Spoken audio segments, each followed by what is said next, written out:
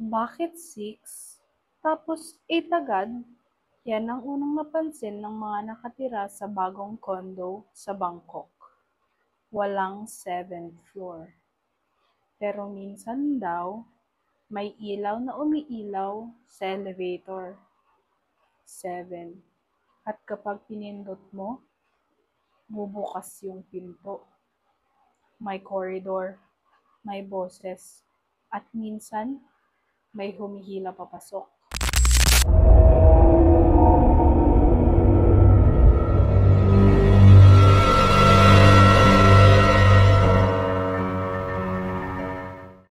Hey guys, Jet here. Welcome sa panibagong episode ng Spook Talk. Quick disclaimer lang guys, hindi ko po pagmamayari o personal na experience ang kwentong to. Binabasa ko lang po sa inyo yung mga interesting stories na nakikita ko online. Naranasan mo na bang may stranded sa elevator? Kung totoo tong story na to, mas gugustuhin ko na lang maghagdan. Ang kwentong to ay tungkol sa isang intern na si Marco. Nagtrabaho siya sa isang tech company sa Bangkok. Bagong lipat lang siya sa condo na binabayaran ng kumpanya. Maganda raw, modern, may city view. Pero may isa siyang napansin. Sa elevator, 6, 8, 9. Walang 7. Una, natawa lang siya. Siguro design lang yan. Baka feng shui. Pero habang tumatagal, napapansin niya, tuwing gabi, may isang ilaw sa panel. 7. Hindi laging umiilaw. Pero kapag wala ng tao sa lobby, doon lang siya makikita. Isang gabi, overtime si Marco. Mga 2 a.m. na nang umuwi siya. Tahimik sa hallway. Tapos habang papasok siya sa elevator, napansin niya, umiilaw yung 7. Hindi niya pinansin, pinindot niya ang 8, pero huminto yung elevator sa gitna. Tumigil sa pagitan ng 6 at 8, at dahan-dahan itong bumukas.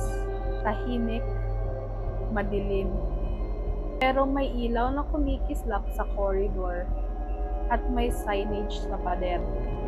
7th floor, maintenance access only. Lumabas siya, curious. Dahan-dahan. Yung sahig, basang parang bagong linis. Pero walang tao. Walang maintenance cart, walang tools, wala.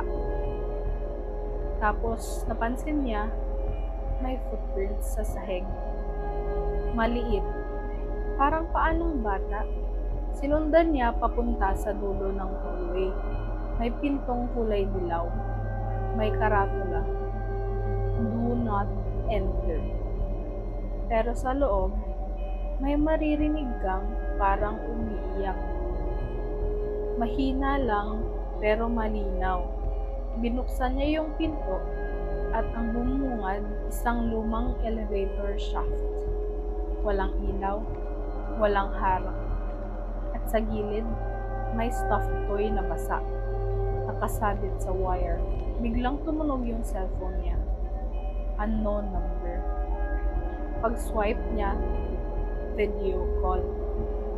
Walang mukha, pero sa background, naririnig niya yung sarili niyang boses. At may narinig siyang bumubulong mula sa kabilang linya. Bumalik ka sa elevator. Bumalik ka sa elevator. Napaatras siya. Tumingin ulit sa corridor. Wala na yung footprints. Pero yung elevator, bukas pa rin. May ilaw na sumasabay sa tunog ng tibok ng puso niya. Habang naglalakad pabalik, may naramdaman siyang kamay na humahawak sa braso niya. Malamig, mahigpit. Paglingon niya, bata. Basang-basa, nakangiti. At sa likod niya, yung pinto ng maintenance room. Bumalik sa pagiging plain wall. Walang karatula, walang pinto. Kinabukasan, nagtanong siya sa guard. Sabi ng guard, "Sir, wala pong 7th floor dito." Tinanggal yun kasi may batang nahulog dyan nung ginagawa pa yung building.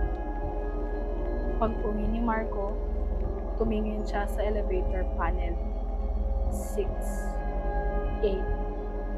Pero sa pagitan nila, may bakas na pilit binura. At kung titingnan mo ng matagal, parang bumabalik yung 7. After that night, hindi na muling sumakay si Marco ng elevator mag-isa. At tuwing dumadaan siya sa pagitan ng 6 at 8, parang may naririnig siyang mahina. Isang tunog ng elevator ding na hindi naman dapat tumutunog. Kaya kung minsan mapansin mong may floor na missing, huwag mo nang alamin kung bakit. Baka kasi hindi na siya dapat balikan. May mga ganitong stories ka rin ba? Comment nyo sa baba. Baka yan na yung next Spook Talk story natin. Like, share, and follow for more creepy stories, and subscribe here on Talks by Zeth.